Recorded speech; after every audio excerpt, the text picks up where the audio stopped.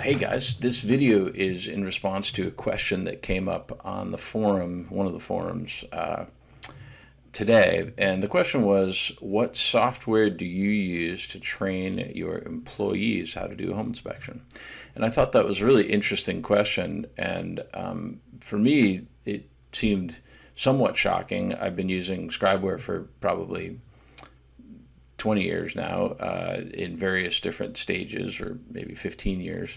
And I've always stored information in my template. And over the years, we've built out a lot of features that make me, frankly, better, faster, and smarter. I've just got a lot of information built into my template. And whenever I have a home inspection question, one of the first things I do is look in my template. And then if I can't find it there, I start going other places.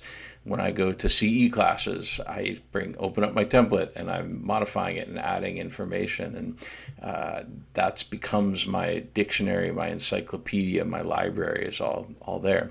So I want to go over there's three primary tools that I use that help me be better, faster, and smarter. And they're absolutely perfect for training new inspectors, or in my case, helping me be consistent, keep the quality up, because my software just makes me smarter. So we're going to go over the three primary tools that I use. Those are required fields, linked fields, and inspector-only notes. All right, so let's go over required fields here. So in my template, when I start a new one, I think I actually have 199 items to review. So these are just fields, right? So, I have set water heater, and what type is it? It's a tank. If it's a heat pump water heater, then I've got information built in. So this is part of the training already.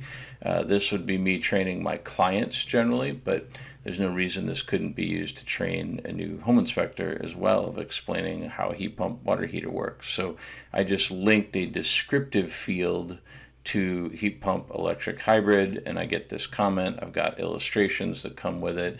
And in this case, I wanted this comment to print in the report, but I'll show you other ways that you can have these stay hidden.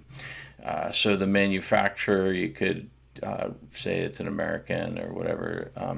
And this would be something where, again, you can train, if you're a brand new inspector and you're worried they're going to miss a Zinsco panel, we could go to electric equipment, panel manufacturer, and we've got Zinsco, FPE, Bulldog, and Fused.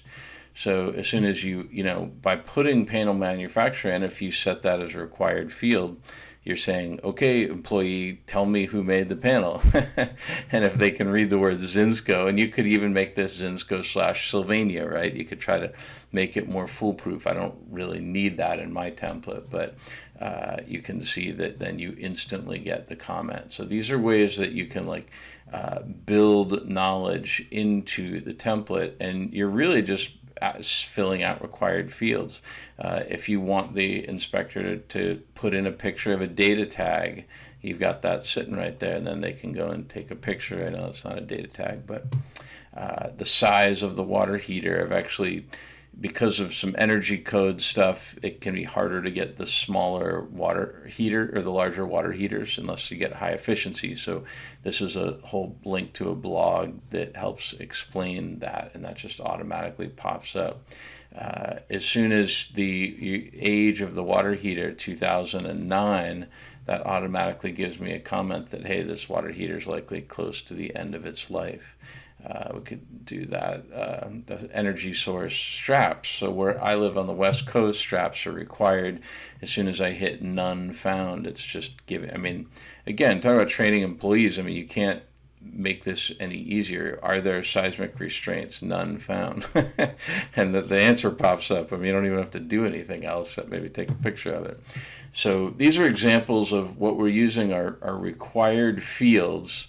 This is also helping the employee make sure they're learning how to describe the building. A lot of our SOP is describing systems. So I have set all of these required fields for me, cover my SOP, and then some. These are sort of things that I am asking myself every day. Is there a pad? Well, none needed. Now, this requires a little bit of knowledge. I have to know that in my state, per energy code, a pad is required when you have an electric tank on concrete. So I could hit none needed, I could hit present, or none required. So,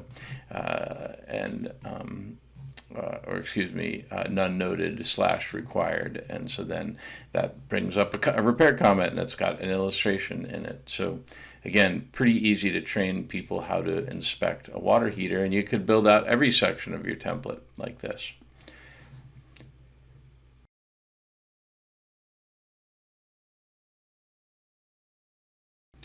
Okay, linked fields. So this, you were really seeing a lot of that functionality in the first part when we were going over required fields.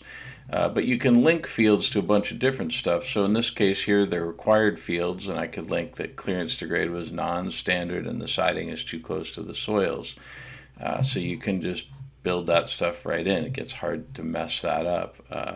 Site description was a steep bank, and I could open up and see, well, it's new construction, or inquire with the seller for more information.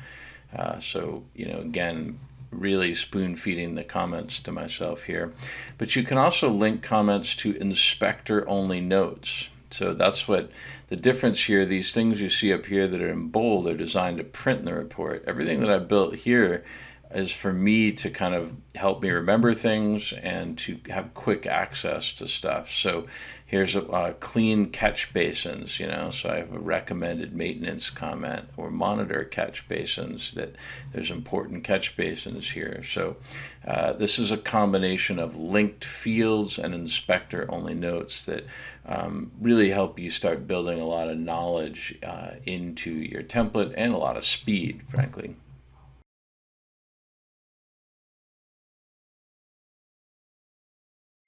Okay, and finally we've got true inspector only notes. So this would be things, you can see I've got them built in. Safety glass, so I've got illustrations. Now notice how this modifier is not included in report. So in Scribeware we support unlimited modifiers, and you can create a modifier like I have, inspector only notes, and I have set it to not show up in the summary or not show up in the report. So the functionality then is that you have a whole type of comment that lets you just put information in. You could link to videos, you could have illustrations. We could go look at my water heaters, and I've probably, because of this comment, finally learned it, but I have electric element sequence, and cold water enters the bottom of the tank through the dip tube and causes the lower element to come on. As the hot water is depleted, the upper element may come on. So I've kind of written a little narrative to myself of how the sequence in which the elements come on in an electric water heater. And again, this is just for my own benefit. So we could go under interior as another example, and interior stairs, windows. That's what I was showing you before. We've got safety glass stuff, we've got escape and rescue openings, and we've got a link to a really great article by Douglas Hanson on safety glass. And I can click that and test the link, and then boom, I'm into this whole article. So as I find really good articles about stuff, I link them into my template so that it makes me smarter. So there's really no reason, if you were interested in Scribeware and you wanted to use my template, I actually have a whole chapter how to use this report template, and I can hit directions.